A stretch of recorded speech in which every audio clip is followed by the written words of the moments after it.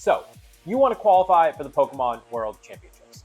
Thankfully, you don't have to be Wolf Glick or Justin Tang to make it there. Take it from me.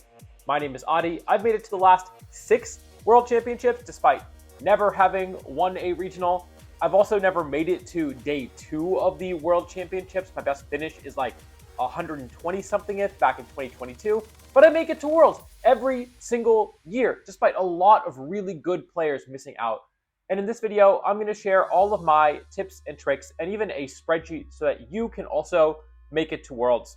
There are 4 ways to make it to the World Championships. First off, you can make top 4 at the last World Championships. If you're watching this video, you probably didn't do that, but if you did, congratulations. Secondly, win a regional. And third, get top 4 at an international championship.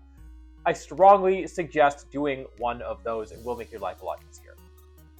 Fourth, and finally, for most of us, we need to earn enough championship points to be among the top players in your region and age division.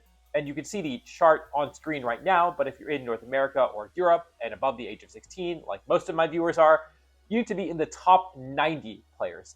Notably, if you earn an invite through options 1, 2, or 3, you don't count towards that 90 player total. So your invite would get passed down a slot if you did end up in the top 90 in the rankings.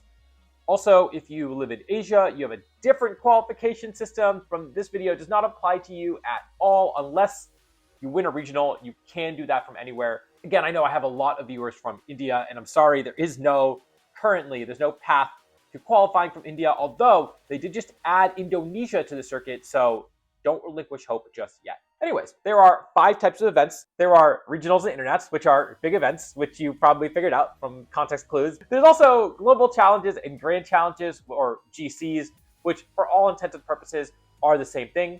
These are online tournaments. Finally, there's league challenges and league cups, which are different types of tournaments. These are different, but they are locals, and we're going to start by talking about these. The thing about locals is that they are both very important, but also how tough and frequent they are very, very dependent on where you live.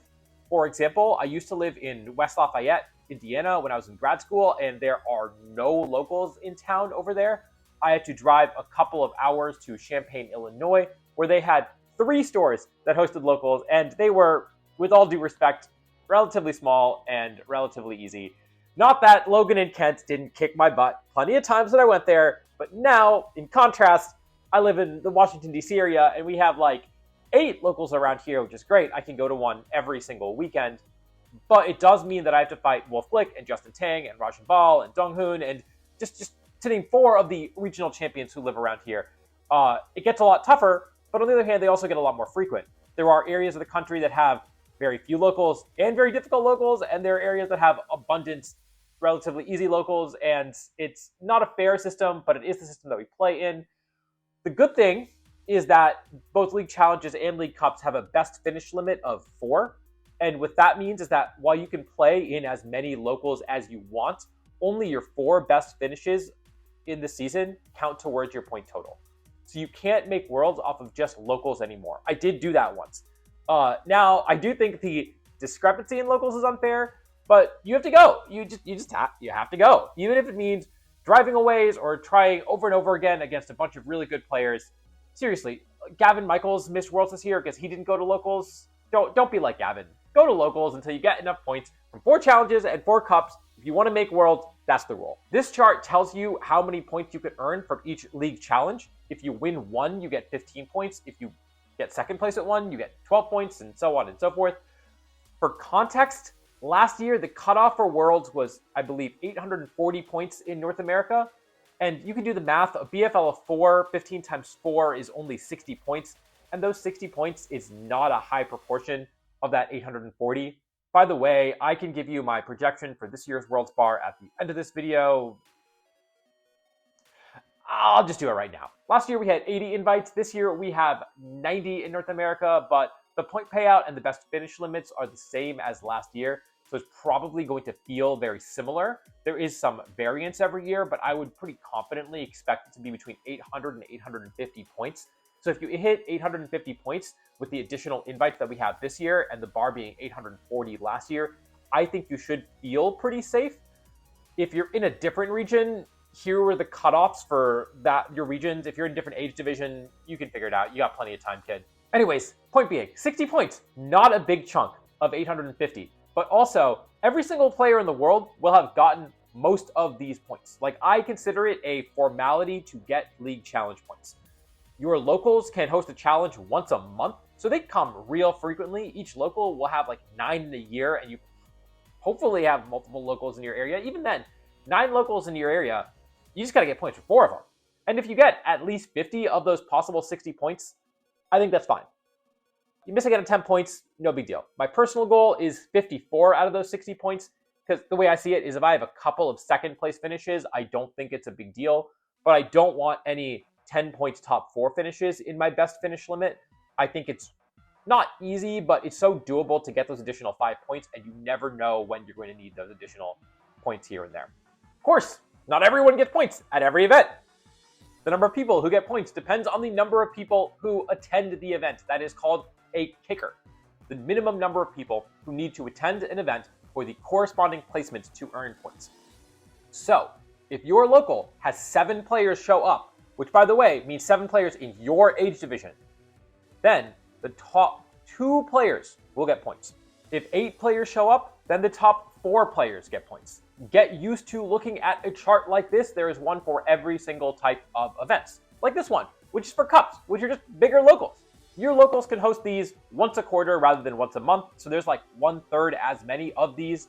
And as you can see, they give you 50 points for winning, and 200 points, 50 times 4, is like a quarter of your invite. So these are decidedly not a formality. Depending on where you are, these can be pretty competitive. And in my opinion, if you are going for a Worlds invite, you should be going to literally every one of these that you can. Like, I usually only stop attending once I have 4 first or second place finishes. Going to a tournament where you have to win the tournament to get any points at all, which is to say to overwrite a second place finish with a first place finish, it sucks. It's just, because you can have a good tournament. It sucks, man. You can have a good tournament, I get second place, and still not be happy. I mean, that's just not good for your mental health. I trust me, I've been there. I've done that grind. It's not worth it. Second place finishes, I'm usually happy to stand on. But on the other hand, if you're overwriting a top 4 finish, which is 32 points, and you win a cup and earn 50 points, that's a net gain of 18 points, which is more than you get for winning a challenge. There are plenty of people who have top 8s and top 4s in their BFLs for cups and still make it to Worlds. But if you end up near that cutoff line, those 18 points can be huge. So yeah, go to the cups that you can go to, with maybe one exception. The one exception is the cups that happen during day 2 of a regional. Like, they normally have a league cup that's hosted concurrently with day 2, and if you go to a regional, you didn't do too hot, you maybe went 5-3, you can play in a cup as like a consolation prize. Thing is, these are normally really big events. They're like 50 to 100 players, whereas at a local, maybe here in DC or in Champaign, you're getting like 8 to 30 players, depending on how big your local is. And they count the same. You get the same number of points regardless of how you do. Now, you can get points at a lower placement because of the way the kicker I mentioned earlier works. So because there's 100 players, you can get top 16 points, which is cool. But let's be real. If you get the 20 points from top 16 at a cup, you probably want to overwrite that anyways. I was talking about overwriting a top 4 finish. So obviously, if you win one of these cups, that's great. But these are hard to win. They're big tournaments, even though a lot of the best players made day 2. Not all of the best players made day 2, and a lot of them are going to be competing.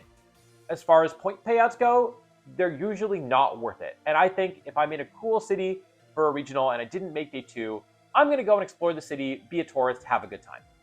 That being said, they give you a lot of prize wall tickets, which they give you like a certain number of tickets per win that you get in the cup, which means that you can walk out of the tournament, even if you don't make day 2, with some really cool merch or a whole bunch of booster packs that you can literally just sell for money. Like, I think I got top 32 at the Vegas Regionals Cup last year after missing day 2 and got like $70 worth of booster packs. So for Worlds, for money, they might be worth playing it. Next up are the GCs, which I have a lot of advice for these. For context, these are huge online tournaments where you get to play up to 45 games over the course of a weekend. You get points based on your placement within your region, not in the tournament as a whole. So a 45th place finish in a GC will not mean you get top 64 points. It probably means, depending on your region, you might get anywhere from top 8 to top 32 points. But again, so it does compartmentalize based on your region. You don't know how many points you're going to get when you see your placements until days, sometimes even weeks later, based on God, this is gone last season. The point payout structure itself is really interesting because it's really top-loaded. Like, your points literally double when you go from 9th place to 8th place, and they basically also double going from 17th place to 16th place. And the thing about these is that you don't have to play all 45 games. And like, conceptually, what you're trying to do is stop at what would be your peak rating.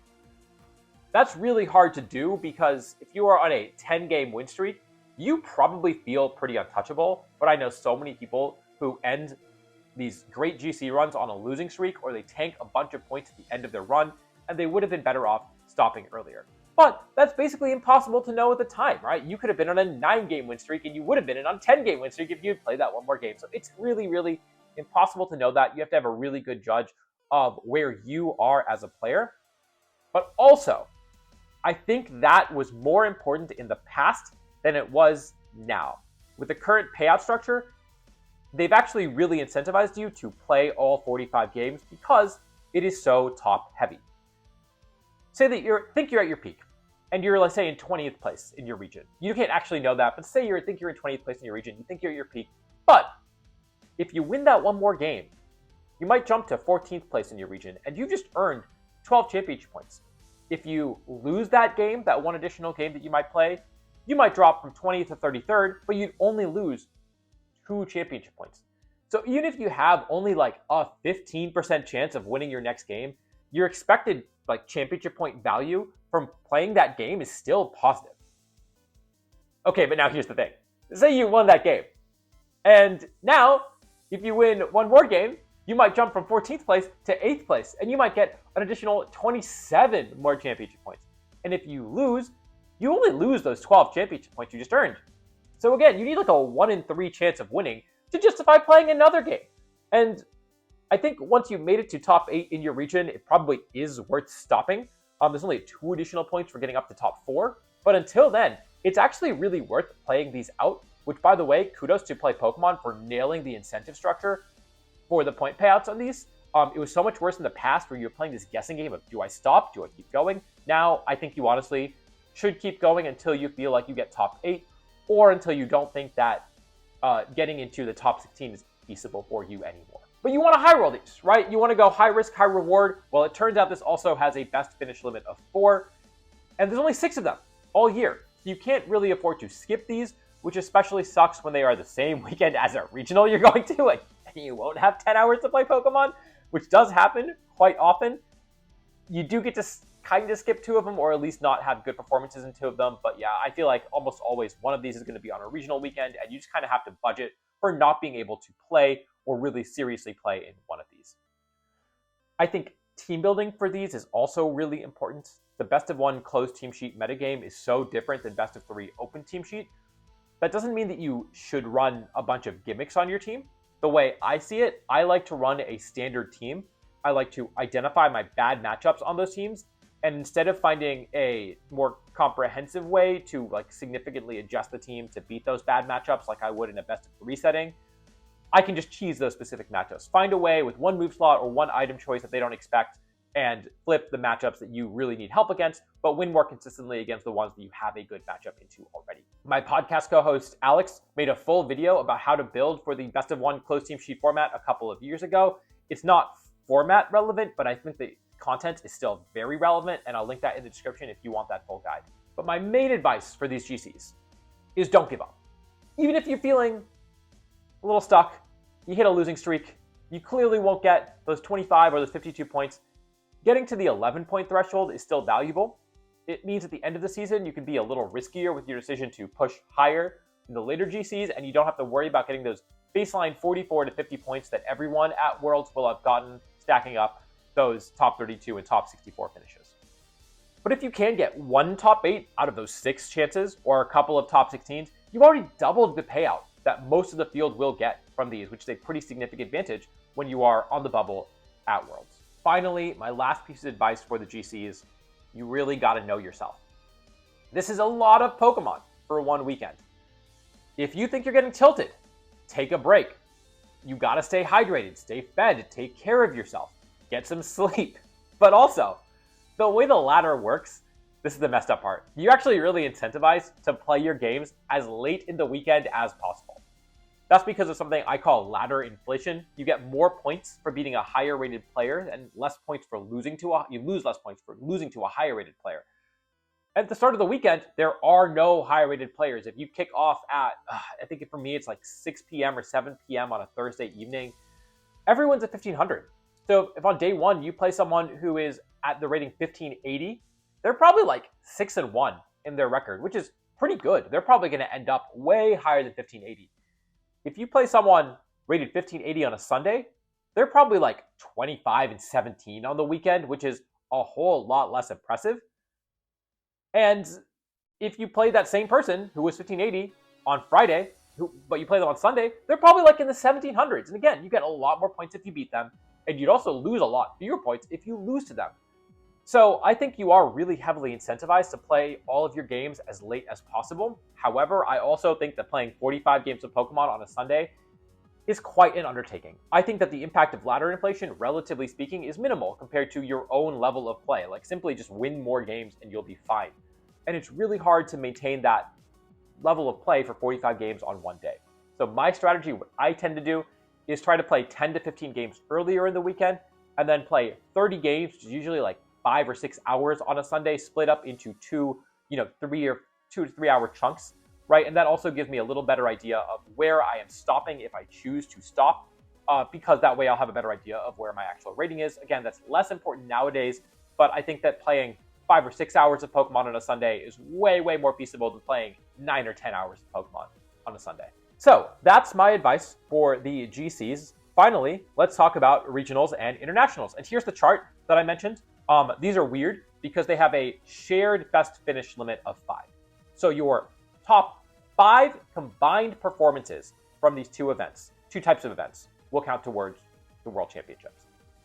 And as you can see, internationals are worth a lot more points. Now, they are tougher tournaments, but a mediocre international performance is worth more than a day 2 at a regional a lot of the time. Most people only go to one international because, it's expensive to fly to another continent, but it is still worth it, at least from a points perspective. The other thing is just mathematically speaking, it's easier to get top 128 at a 500 person tournament than it is to get top 128 at a 1,000 player tournament. You just need fewer wins to get the same number of points. And so as a result, the Latin American Internats is a lot easier than the European or North American Internationals, just because there are fewer people who attend. So those higher placements are more achievable.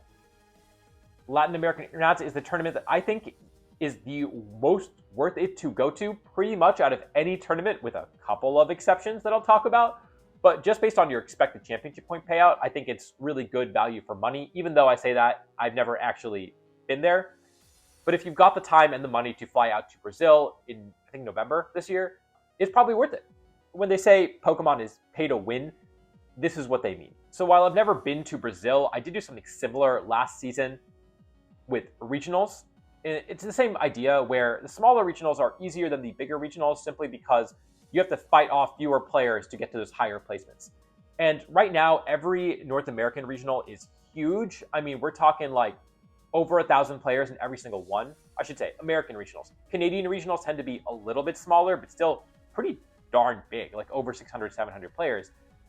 The real secret to making it to Worlds is go to Latin America. And the further south, the better. I think I saw Len go to like a 100-player Argentinian special event last year. Last year, I went to 2 regionals in Mexico, and they were both in the 200 to 250 player range. At Merida regionals, I made it to day 2, and I finished with a 6-4 record. I lost both of my games in day 2, but I still got a top 32 finish. This was the weekend after Toronto regionals, where I started out 8-2. I lost my last 2 rounds, and I finished top 128. I had 2 more wins in the same number of rounds in Toronto, and I got 40 fewer points at Querétaro Regionals, which was the same weekend as Orlando Regionals in North America, which was cheaper to fly to. I decided Querétaro was going to be an easier regional and more likely to make my money back. And I went 9-2 at that regional. I made top cut, and I lost right away, my first round of top cut. So I went 9 wins, 3 losses on the weekend, and I got top 8. At Orlando Regionals, players who went 9-3 might have gotten top 64. I had the same record as Dewabafet and got 160 more points and $1,000 extra dollars. That's crazy.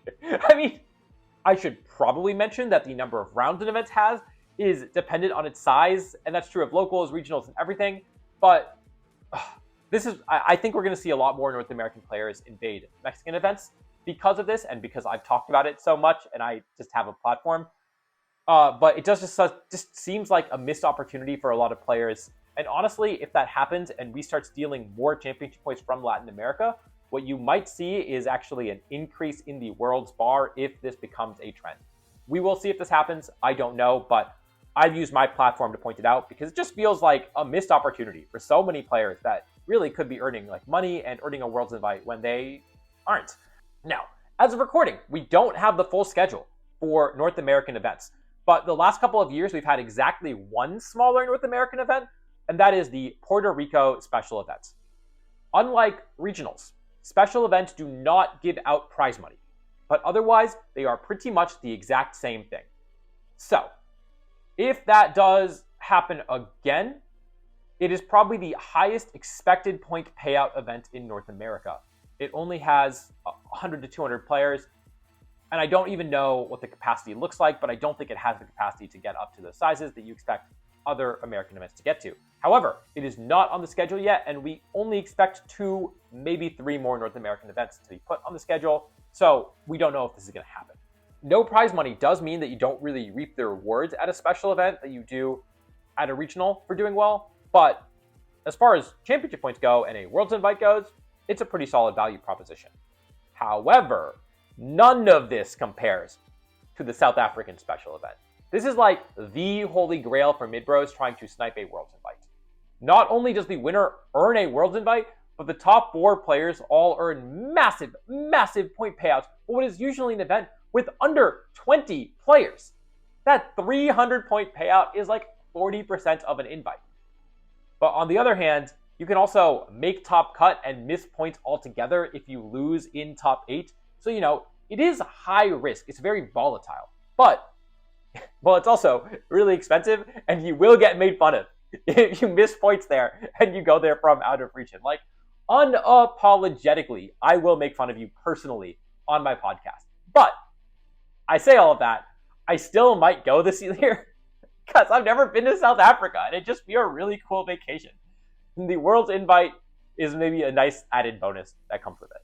I don't think this is the video that's going to tell you how to do well at a regional. But I do think that going to smaller regionals is a trick to making it to Worlds easier. Like, if you're spending $2,000 over the course of the season to make it to Worlds, you might as well spend the extra few $100s to go on a unique vacation and also increase your odds of making it to Worlds. That's my mentality. Why not go to Recife or Buenos Aires if you can afford it? Pokemon is a little pay to win. You can go to as many events as you want, and only your top 5 finishes count, which does mean that players who go to a million events do not have an advantage in terms of just accumulating points, but the player who goes to 10 events in a year is on average going to do the same as the player who goes to exactly 5, but they're just going to be able to take the top half of their bell curve, whereas the player who goes to exactly 5 events has all 5 of those events count towards their invite. Personally, I think 6 or 7 events is the sweet spot. But there are players who go to more, and there's also players who go to less and still make it.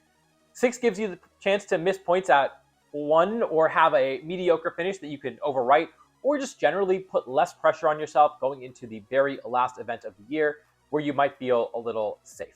I wish they would release the full list of North American events so that we could actually plan our full schedule further.